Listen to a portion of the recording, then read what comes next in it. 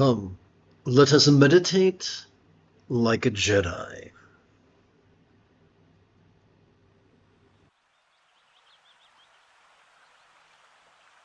This morning's lesson, Buddha's one-stop shopping, is drawn from the 4th chapter of the meditation manual, Easy Enlightenment. Together, let us relaxingly recite. How do we transcend stress's control over our choices, utterances, and deeds? The Buddha's Eightfold Path. By the way, notice a wheel is a tool we use to take our cart on a journey along a path. This wheel, has 8 spokes. It's a symbol. Oopsie. Let's go back. It's a symbol of the Buddha's Eightfold Path. Let's continue.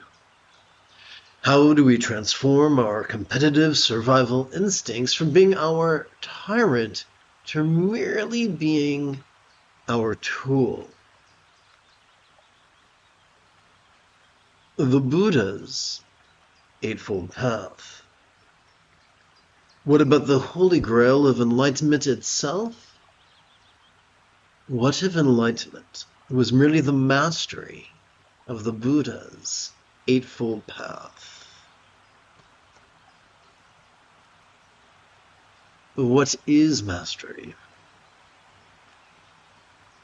As little children, we found the tying of our shoes to be a daunting task.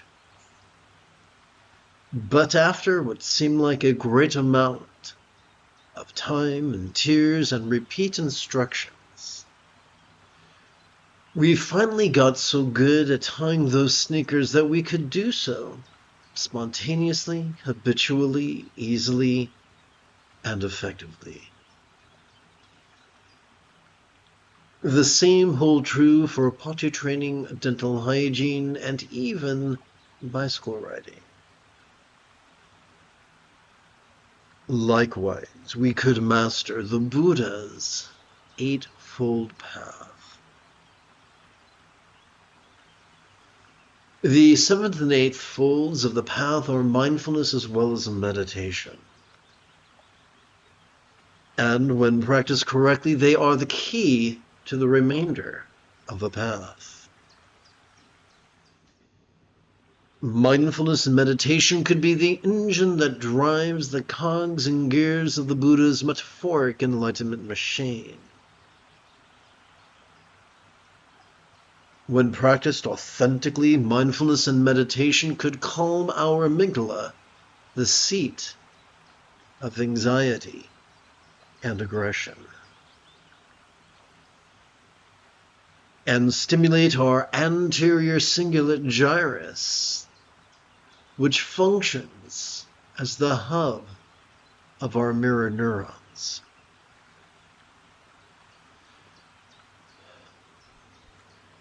The seat of empathy, the root of both compassion and love. Now, I wonder if it might be better. Yes, I think I'll do this. So let's go over here real quick and let's hit page break. Let's make sure this is still aligned because that's frightfully important. Let's go over here. 1, 2, 3, 4, delete, and see if that works.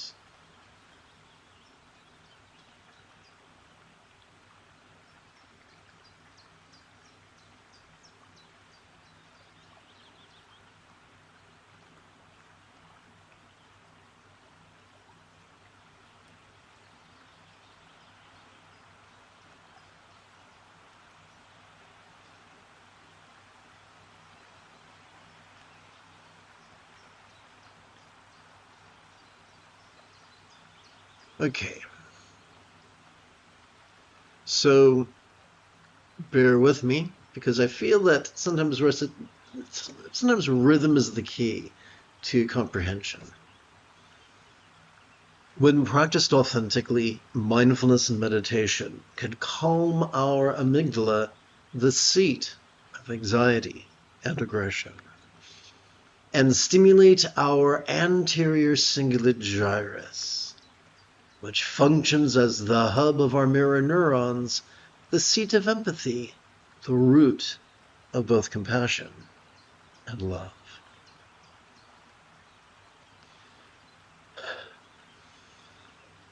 This is why the late Tukul Tunduk insisted that the highest love was not the result of focus or analysis, but rather the So once again, this is an opportunity to edit. So let's do that right now.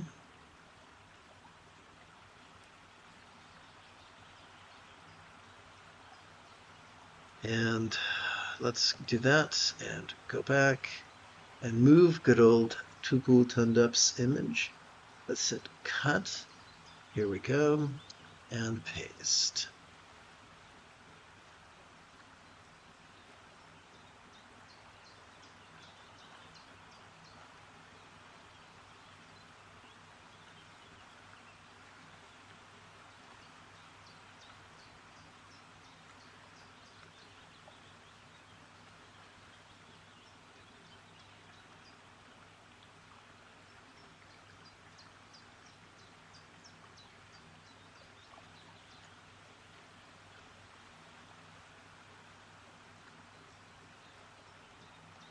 Whoopsie, that's weird. Let's go back and fix that. Cut and paste.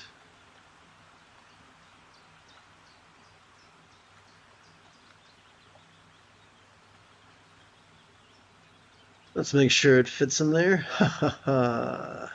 That's what she said. Okay.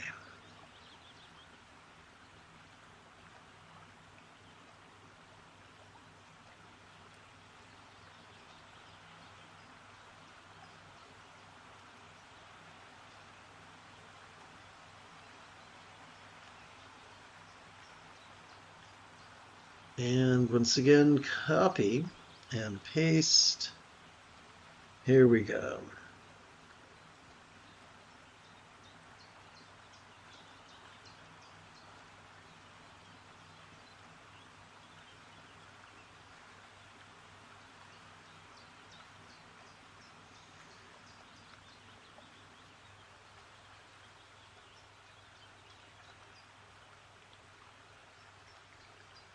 And I do thank you for your patience.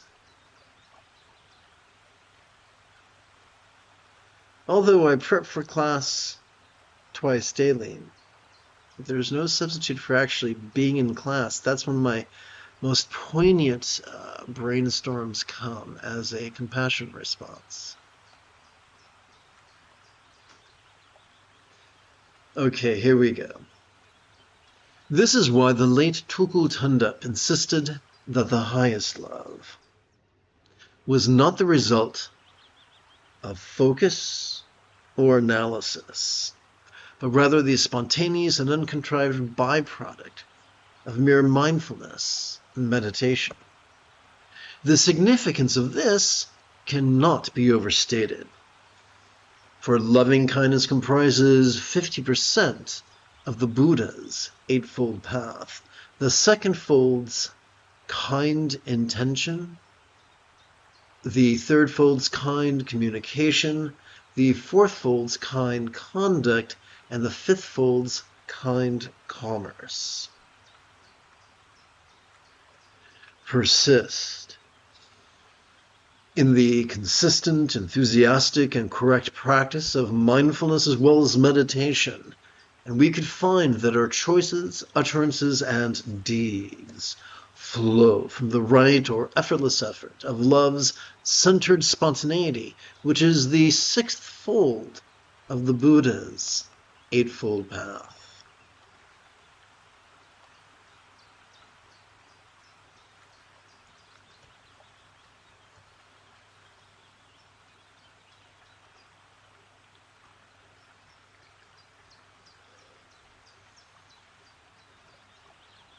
But what about the first fold, the view of realities, literal impermanence and figurative emptiness that support letting go? We could sit in mindfulness as well as meditation and strive to see permanence, but find it we shall not. Instead, we'll be assailed with perceptions of sights, sounds, sensations, flavors, and scents, ever shifting in a manner ranging from the subtle to the jarring. The internal is no different. Mindfulness and meditation rub our face in the ever-changing nature of our emotions, intentions, thoughts, memories, and imaginings.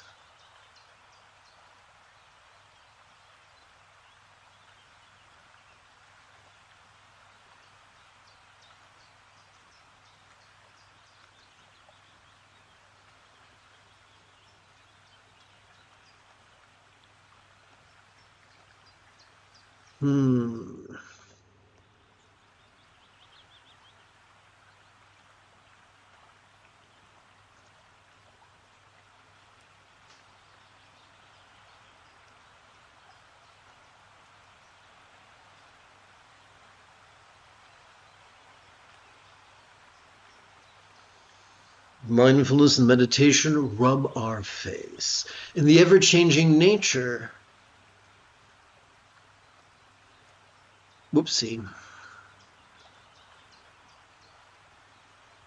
of our emotions, intentions, thoughts, memories, and imaginings. But what about so-called emptiness?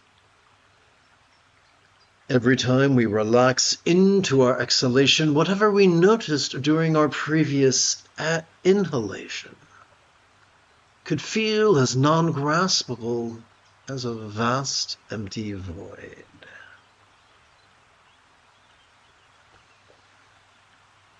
Any good English teacher could remind us that a simile is only as effective as it is relatable.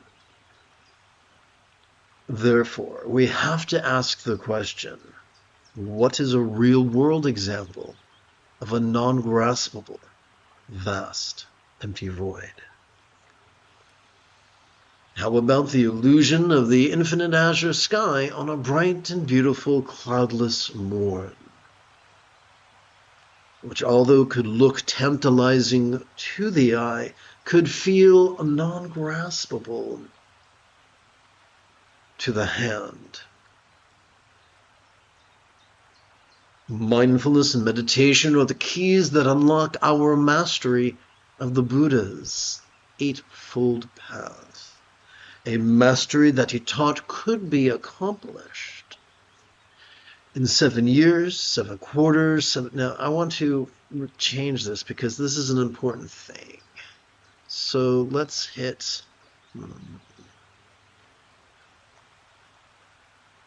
page break. Make sure that the image didn't shift because, sometimes it does.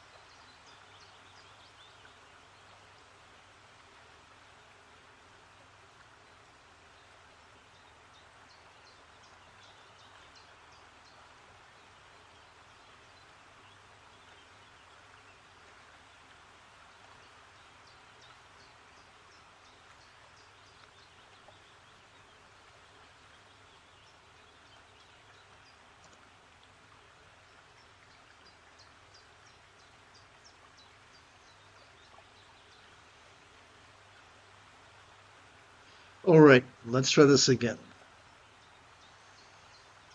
Mindfulness and meditation are the keys that unlock our mastery of the Buddha's Eightfold Path. A mastery that he taught in the second to the final or penultimate passage of his discourse.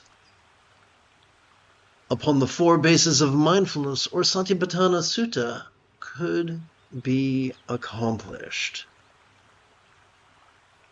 In 7 years, 7 quarters, 7 months, 7 fortnights, 7 weeks, or as little as 7 days.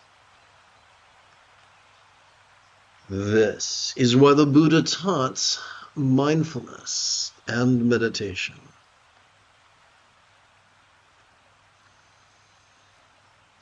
Having completed our opening lesson, we can now shift gears. It is Luke Skywalker Friday morning. Come, let us meditate like a Jedi. After approximately 30 seconds of housekeeping. This is the Dzogchen Semde Lama Jigme Gyatso of the Buddha Joy Meditation School. For more than 30 years, I have harnessed my autistic special interests as well as my ADHD hyperfocus to spend about 8 hours a day, almost every day, studying, practicing, mastering, and reverse engineering the teachings and techniques of each school of meditation so that I could become your personal, nerdy, neurodivergent guide to Nirvana. Welcome, my friends, to Meditate Like a Jedi, which is made possible due to the generosity of viewers just like you. For the remainder of this morning's live stream, let's meditate by relying upon this particular set of visual aids. Both the visual aids and the teaching text are available for free download as PDFs that have been formatted specifically to be read upon a smartphone when held in the horizontal position.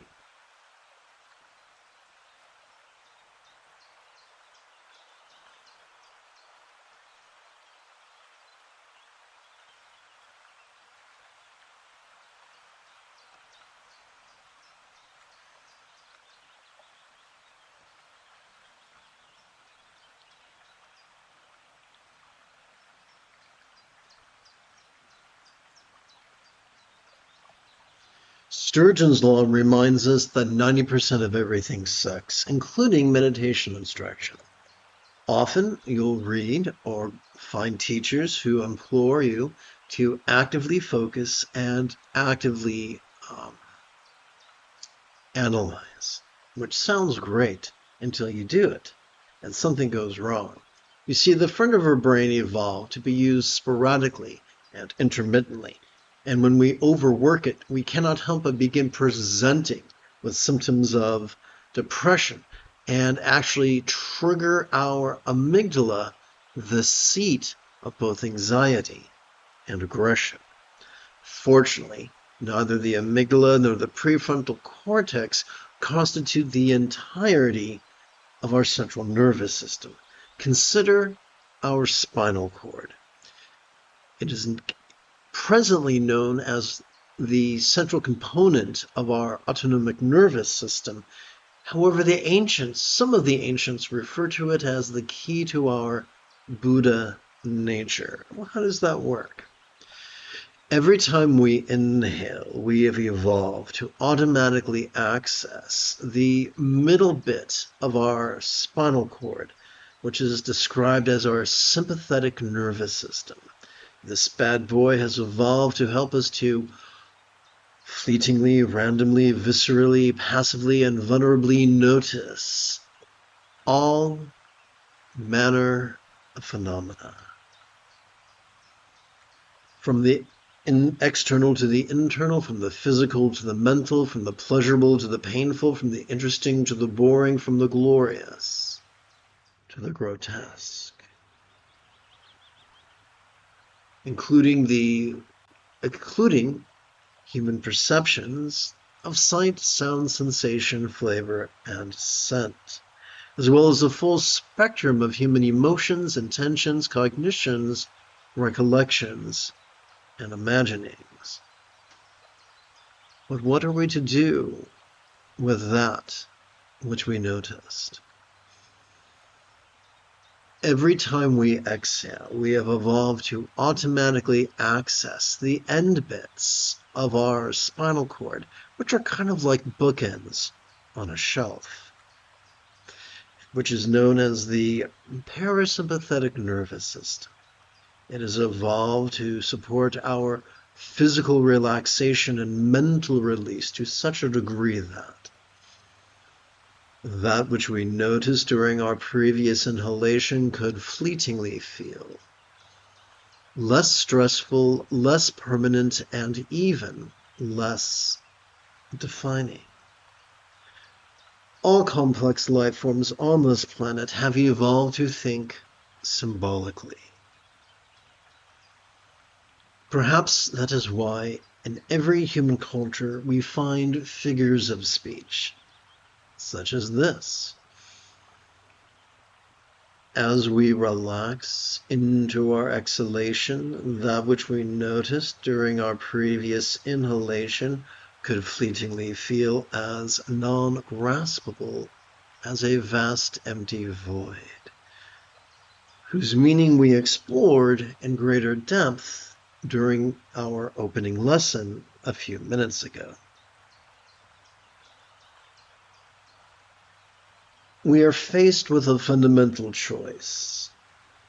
Do we actively compete against our autonomic nervous system, or do we passively cooperate with it? Passively cooperating with it is as easy as silently and mentally reciting the demonstrative pronoun this each time we feel our diaphragm pull in and down as we inhale. That is the key to mindfulness, which is simply noticing the antics of mind. What about meditation, wherein we relax into mind's non-graspable nature? Simple. All we got to do is silently and mentally recite the one-syllable verb ease as we feel our diaphragm relax back up as passively and gently we exhale.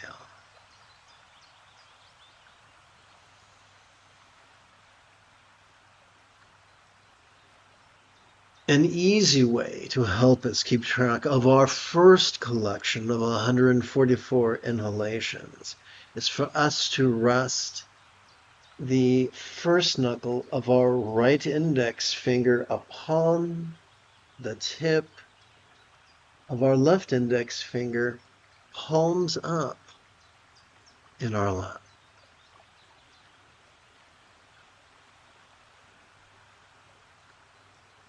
We could use the tip of our right thumb to keep track or to count the 3 sets of creases found on each of the 4 fingers of our right hand for a total of 12 inhalations.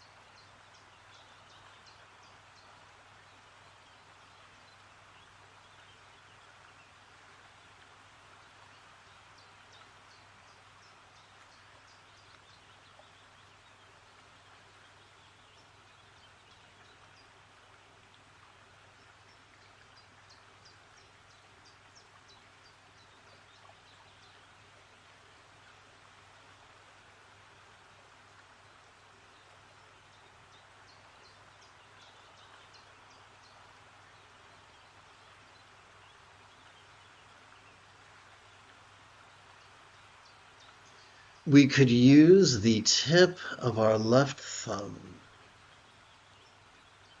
to count the 3 sets of creases found on each of the 4 fingers of our left hand, for a total of 12 sets of 12 inhalations each, for a total of 144.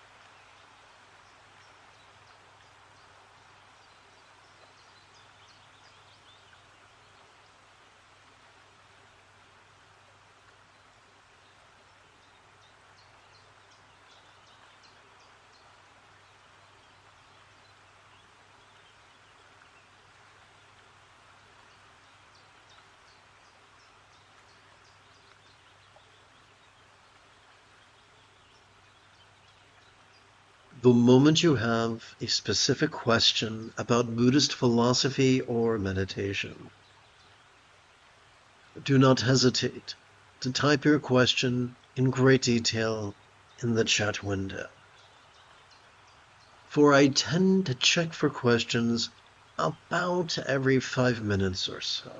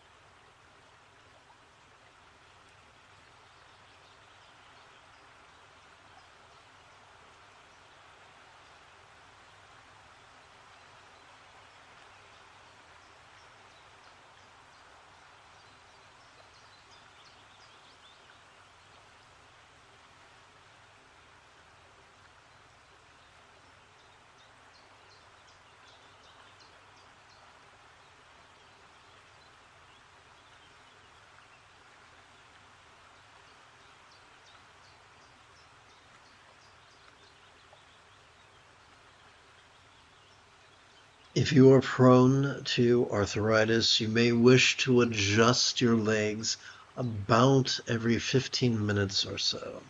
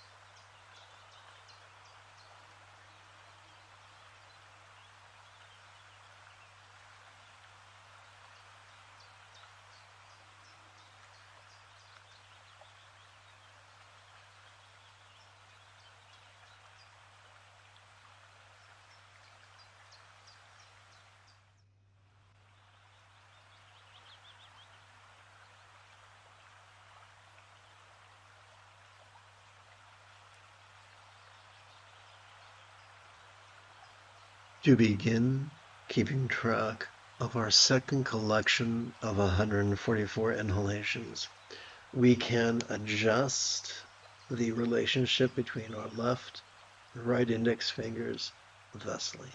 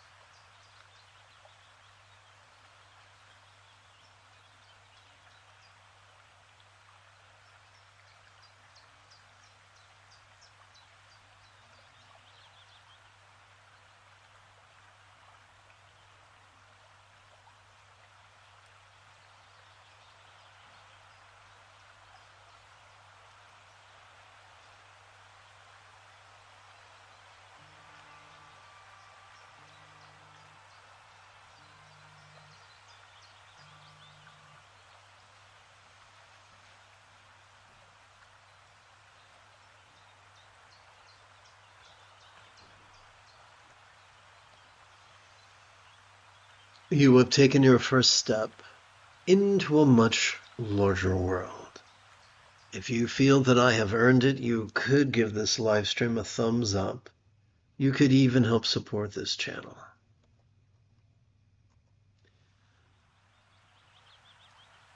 In approximately 11 hours, I would very much like to return to lead today's evening meditation class and group practice. And if you are as geeky as me, may the Force be with you always.